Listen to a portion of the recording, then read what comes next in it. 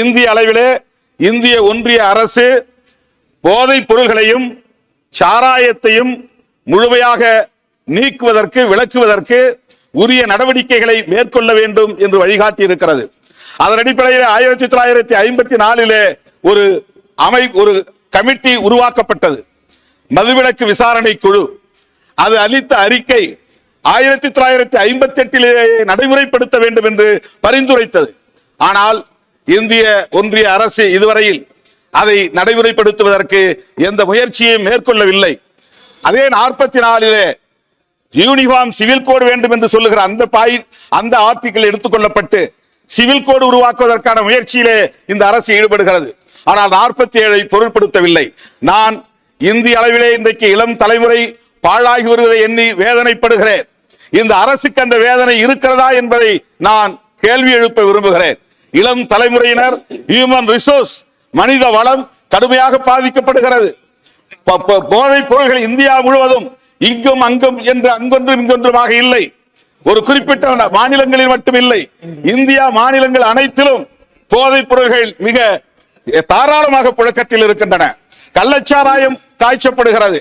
4 மாநிலங்களை தவிர எல்லா மாநிலங்களிலும் அரசு மதுபானங்களை விற்பனை செய்கிறது.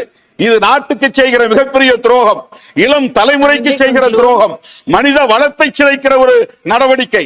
எனவே தேசிய மதுவிலக்கு கொள்கையை ஒரு கொள்கையாக இந்த அரசு கொண்டு வர வேண்டும்.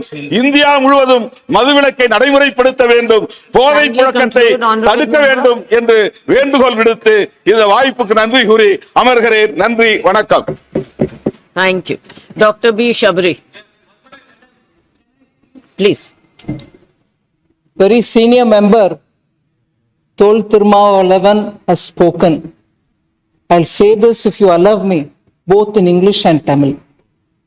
He is requesting the union government to invoke provisions given in the constitution, particularly referring to the preamble, to bring in prohibition and also to ensure that there are no drug in the country. A very noble cause.